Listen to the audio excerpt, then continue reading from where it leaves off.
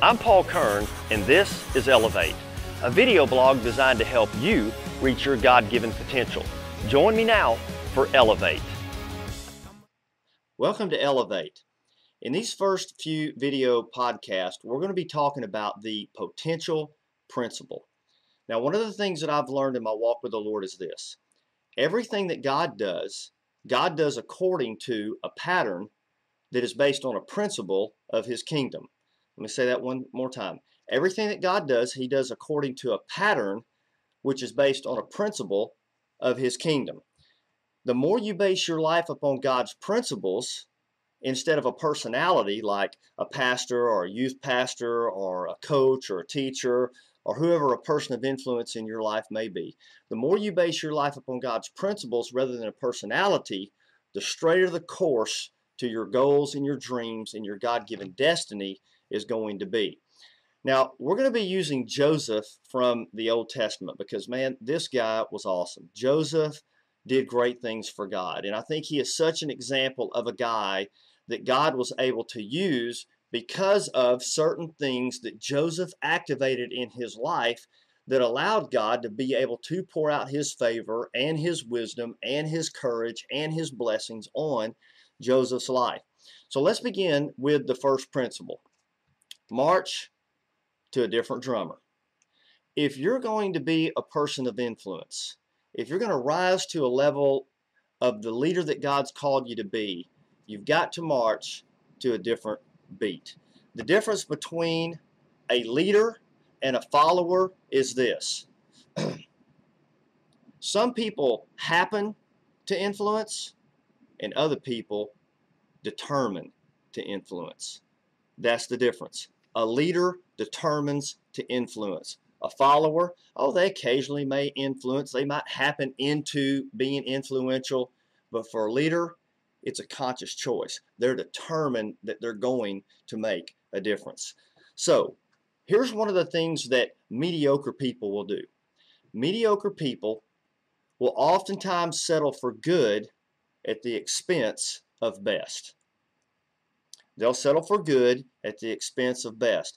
As a matter of fact, good is often the worst enemy of best. Okay, Paul, explain to me what that means. All right, let me give you an example. Let's say that you're at school and you've got a test in history or English or math, whatever it may be, whatever subject is hard for you that requires you to study. And let's say that you study 20 minutes for this test and you really give yourself to it, and the day comes of the test, you take the test, you feel really good about how you did. As a matter of fact, you get the grade back, you made a B-. Now, that's a good grade. Nothing to turn your head to, that's a good grade. But what if you had studied an hour instead of 20 minutes, or even an hour and 20 minutes instead of 20 minutes? And then you went and took the test and you made a better grade. You could see it was good that you made the B-, but it wasn't best. And so at that moment, good became the enemy of best. And if you're going to be a person of influence, you don't want to settle for mediocre, for just getting by. Oh no, you want to do the very best you can. Let me give you another example. Let's just say that you're an employee of a company. And obviously all of us have to work and make money to pay for the different things that we like. And you're an employee of a company and you have a certain time that you clock in. There's a certain time that you clock out. And one of the things that you're known for is you always clock in on time and you always clock out on time. You never come late and you never leave early. You always get there when you're supposed to and you leave when you're supposed to. That's good. But you know what's best? That you get there 10 minutes early, you work hard, and you leave 20 minutes late. See, good has become an enemy of best because what's going to happen is that boss is going to recognize that extra hard effort that you're putting in, and that's going to propel you to a place of influence because of the effort that you're putting forth to excel higher in that position in the company. So once again, followers happen to influence, but leaders, they determine to influence. Mediocre people will always settle for good at the expense of best. In Genesis chapter 41, verse 41, here's what Pharaoh said to Joseph. He said, Joseph, Here's what I'm going to do because of the kind of person that you are. I'm going to put you in charge of all of Egypt. Whoa. I mean, that's awesome. Now, this didn't happen by accident, though.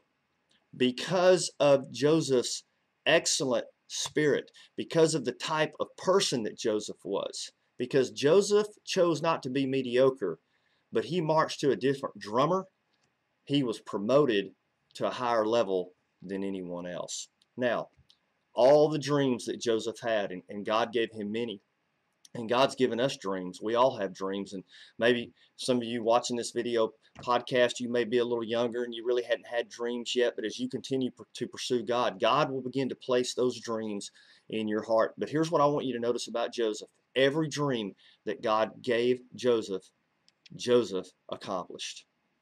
Why? Because Joseph was a person who marched to a different drummer. I want to encourage you today. Don't be mediocre.